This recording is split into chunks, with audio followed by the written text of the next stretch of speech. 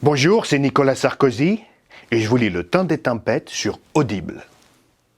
Elle est bonne? C'est bon, on peut la garder? Bon, déjà les Français, je tenais à dire, j'en ai un peu rien à foutre. Pour moi, c'est important que les Français comprennent que je ne leur mens jamais. Je n'ai jamais menti aux Français, je suis une personne honnête. Et tous ceux qui croient que c'est que je suis un menteur, j'ai jamais été condamné, cela dit au passant, tous ceux qui croient que je suis un menteur, mentent. Et la menthe, Dieu sait que c'est une plante qui est verte. Et il faut se méfier des choses vertes. Genre les écologistes, je les aime pas. Je vous le dis tout net. Moi mentir, jamais.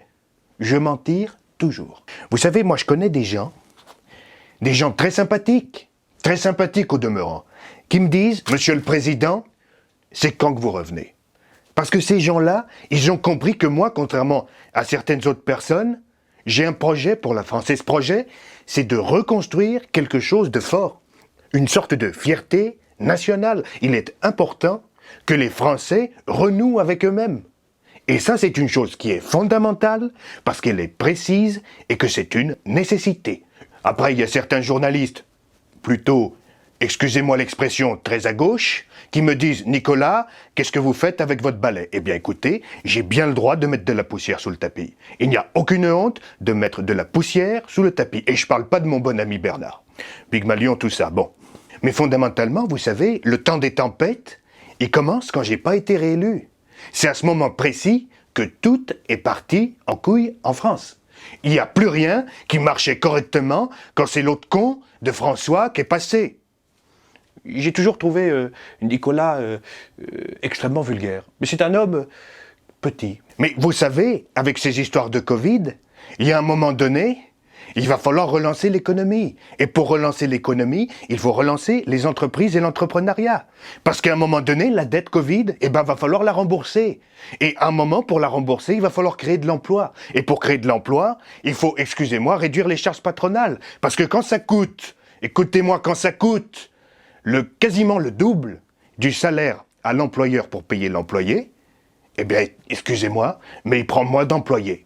Alors on va réduire les charges et aussi, il faut optimiser l'hôpital. Parce que s'il y a bien une chose dont on s'est rendu compte durant la crise, c'est que l'hôpital public, en France, il est un peu à la ramasse. Excusez-moi du peu, les lits de réanimation qui étaient quasiment saturés, mais il y a un moment donné, il va falloir induire des économies de marché, parce qu'il faut de la mise en compétition pour augmenter la qualité des services. Donc moi, je suis ni pour ni contre, mais je pense quand même, un petit peu beaucoup, qu'il faudrait peut-être privatiser l'hôpital. Parce qu'il y a un moment donné, les gens en ont marre de payer pour tout le monde. Ceux qui sont malades, ils sont pas très responsables. Et puis, je suis désolé, t'as fumé toute ta vie, t'as chopé un cancer, je vois pas pourquoi je devrais payer avec mes impôts pour que t'aies mieux. C'est toi qui es responsable, c'est de ta faute. Donc, il y a un moment donné, la liberté individuelle, c'est jusqu'au bout. Alors, à un moment donné, moi je pense que ceux qui sont à risque, ils devraient payer plus. Et ça me paraît totalement normal que si tu es à risque, tu paies plus. Il n'y a pas de raison de faire peser son incompétence, disons, de système immunitaire sur autrui. C'est ce que je pense. Moi je pense qu'il faut être individualiste et libéralisé. Parce que ça suffit, excusez-moi du peu, mais ça suffit que ce soit la collectivité qui paye pour les débiles. Et on pourrait imaginer des systèmes d'assurance en fonction des risques. Mettons la sécurité sociale. Le trou de la sécurité sociale, il est béant. Mettons, la sécurité sociale, elle dit, écoutez monsieur, au vu de votre dossier, vous êtes à risque, vous payez un peu plus. C'est aussi simple que ça. Et comme ça, là, c'est l'égalité. Non, et puis, il y a un moment donné, il faut dire les choses. La France, c'est un pays qui est extrêmement redistributif. La France, c'est un pays d'assistés. Je suis désolé, mais il y a beaucoup de gens, si on ne vivait pas en France, tu les déplaces dans n'importe quel autre pays qui n'est pas aussi sympa, ils seraient à la rue. Ils seraient à la rue parce qu'ils n'ont aucune performance économique. Et moi, je pense, quand tu n'es pas foutu de te trouver un travail et d'être performant économiquement, l'État, il ne doit pas forcément t'aider. Alors, le strict minimum, on n'est pas des animaux. Mais tout de même, il y a quand même plusieurs millions de chômeurs, et parmi ces millions de chômeurs, je pense qu'il y a un pourcentage non négligeable de gens qui sont bien contents d'être au chômage et de rien foutre. C'est pas moi qui le dis, c'est les gens qui le pensent. Bon, je le dis un peu quand même, mais je le pense. Bon après, de vous à moi, de moi à vous, je sais, le répétez pas, je sais qu'il y a un chômage qui est structurel en France et que le système repose là-dessus parce que de toute façon, il y a plus de chômeurs que d'emplois à pourvoir. Mais ça, faut pas le dire. Faut pas le dire parce qu'après, ça désamorce l'argumentaire précédent. Donc, chut, vous le dites pas. Faut créer des employeurs. Il faut qu'ils bossent, les gens. Mais moi, je me mets à la place des Français qui travaillent. Je me mets à leur place, mais je comprends totalement qu'ils se disent « Mais comment ça se fait que moi, je travaille toute la journée, je me lève à 5 heures du mat', je rentre chez moi, c'est 18 heures. Comment ça se fait que mon voisin à côté, lui, il travaille pas, il gagne à peu près comme moi, voire plus, en aide sociale. Et lui, il ne faut rien. Il ne crée pas de valeur. Moi, je pense qu'à un moment donné, le système, il marche sur la tête. Il marche sur la tête. Et je parle même pas des allocations de rentrée. Les allocations de rentrée, elles servent à acheter quoi? Les gens avec l'allocation de rentrée, ils achètent pas des fournitures scolaires, ça se saurait. Ils achètent des écrans plats. C'est pas moi qui le dis, c'est Blanquer. C'est pas moi qui le dis, c'est Blanquer. Les gens, ils achètent des écrans plats avec l'allocation de rentrée. Je le sais, je l'ai déjà vu. Vous savez, l'autre fois, j'étais à Boulanger. Je parle pas de la boulangerie, je parle du magasin d'électroménager. J'ai vu une famille complète. Ils étaient là. Youpi, youpi, on va acheter une nouvelle télé parce qu'on a reçu les aides sociales. Mais c'est ça aussi la France.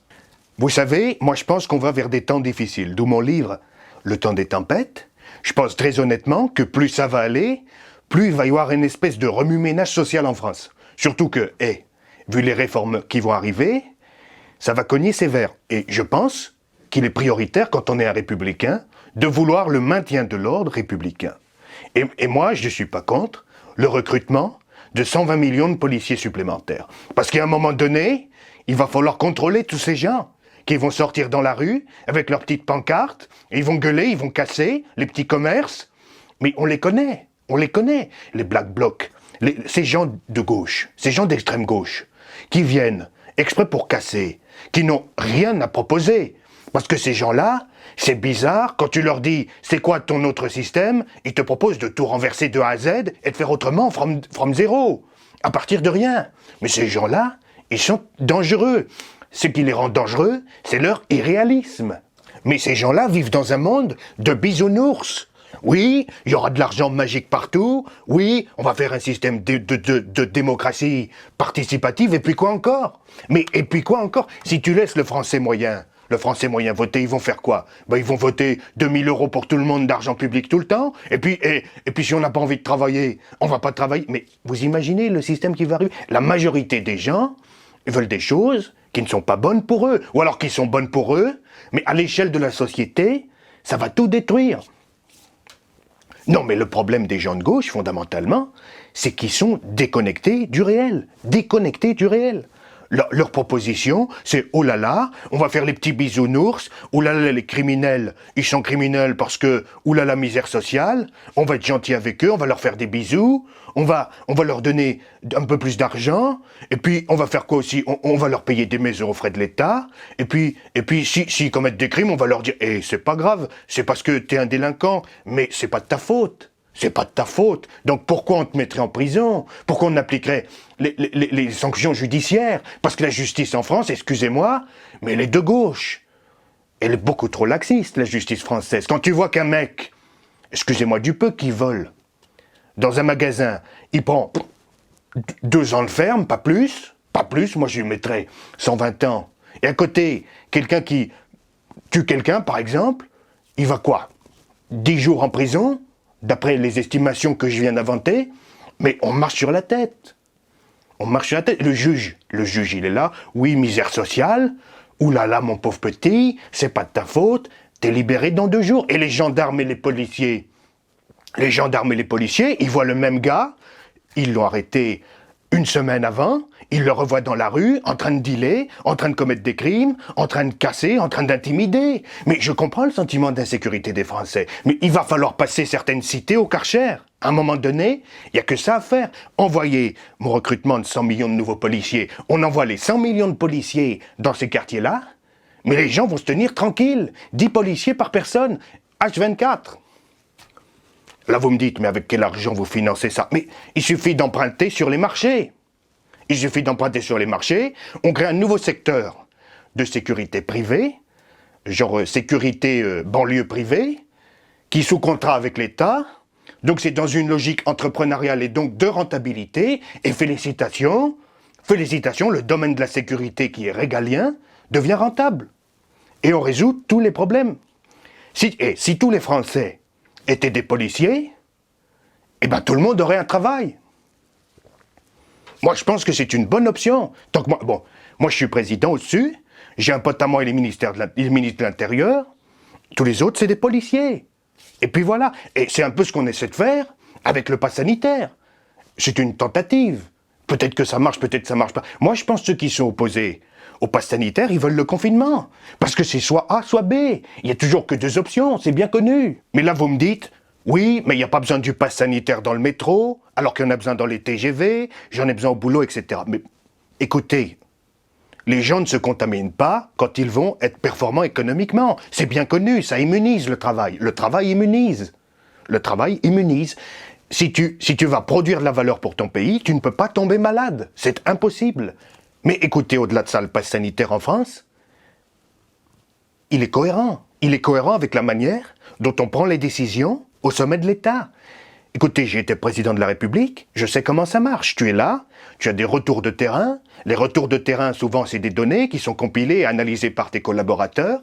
Et ils te disent, tel chiffre, il est bon, tel chiffre, il n'est pas bon. Si le chiffre des vaccinations, il n'est pas bon, tu te dis, ah, comment on augmente ce chiffre-là? Eh bien, avec une mesure. Et la mesure, c'est quoi? Le pass sanitaire. Pourquoi? Parce que les gens, on va les menacer de privation. Ils ont la peur de perdre quelque chose, donc ils vont aller se faire vacciner. Ce qui est intéressant avec le pass sanitaire, c'est que les gens ne vont pas se faire vacciner par adhésion, mais par peur que ce qu'impose le pass sanitaire leur prive leurs accès à leur quotidien. Mais aussi et surtout de se taper 135 € d'amende alors que tu venais juste manger un hamburger. Mais c'est pas une mesure de santé publique, c'est une technique de contrôle social qu'on fait passer pour « oh, grâce à ça, on ne reconfine pas ». Mais la vérité, le seul et unique objectif derrière le pass sanitaire, c'est augmenter le nombre de personnes vaccinées. Et c'est un procédé qui est malhonnête, qui est manipulatoire. Mais le fait est, et ça c'est dramatique, mesdames et messieurs, désolé de vous l'apprendre, ça fonctionne. Au lendemain de l'annonce de M. Macron, il y a eu plus de 300 000 réservations instantanément sur Doctolib. Parlons-en de Doctolib, une belle entreprise française qui, grâce à l'État, est en train de s'enrichir considérablement. Mais qu'est-ce qu'on ferait sans eux? Il faut dire que notre administration, pour produire des solutions, elle est un peu incompétente. Alors qu'est-ce qu'on fait? On arrose d'argent des boîtes privées. Mais ça fonctionne. Nous, on a un problème, on cherche la solution. Et la solution, très souvent, c'est bizarre, mais elle est configurée autour d'une entreprise. Parce que l'immense avantage des entreprises, c'est qu'elles sont souvent sur des secteurs concurrentiels, qu'elles ont des objectifs de rentabilité pour pouvoir continuer à exister, et que du coup, elles optimisent. L'État français, excusez-moi, mais il optimise rarement. Alors l'entreprise, souvent, c'est une espèce de boîte qui résout un problème. Et bien quand on a un problème, on préfère acheter la boîte, ou en tout cas la louer, l'arroser d'argent public, parce que c'est beaucoup plus simple que de faire ça au niveau de l'État. Parce que nos administrations, excusez-moi, elles sont peuplées de gens qui sont pas forcément hyper compétents, qui en plus sont pas très faciles à virer, et qui, au-delà de ça, ont pas envie de bosser, parce qu'ils ont la sécurité de l'emploi. Mais, je vais être très clair, les fonctionnaires, ils coûtent un pognon de dingue, et en plus de ça, ils sont pas performants. C'est aussi simple que ça. Moi, je pense très honnêtement, il faudrait aussi privatiser les fonctionnaires. Pourquoi on ne ferait pas un système d'agence qui toucherait des budgets de l'État, sauf que les gens, s'ils ne sont pas performants, eh bien, ils sont virés. Et si l'agence, elle n'est pas pertinente, on la remplace par une entreprise. Directement. Moi, excusez-moi, ça fait un bon moment qu'on discute. Je pense que le moment est venu pour moi aussi de lever un peu le pied, de vous remercier de m'avoir écouté un petit peu beaucoup. Et puis, je vous dis à bientôt. Je vous embrasse. Et je vous dis à bientôt pour un prochain entretien. N'hésitez pas à mettre un pouce bleu, à vous abonner et à activer la cloche et mettez un petit commentaire. Je le lirai avec un grand plaisir. C'était Nicolas Sarkozy. C'était le temps des tempêtes. Et je vous dis à bientôt.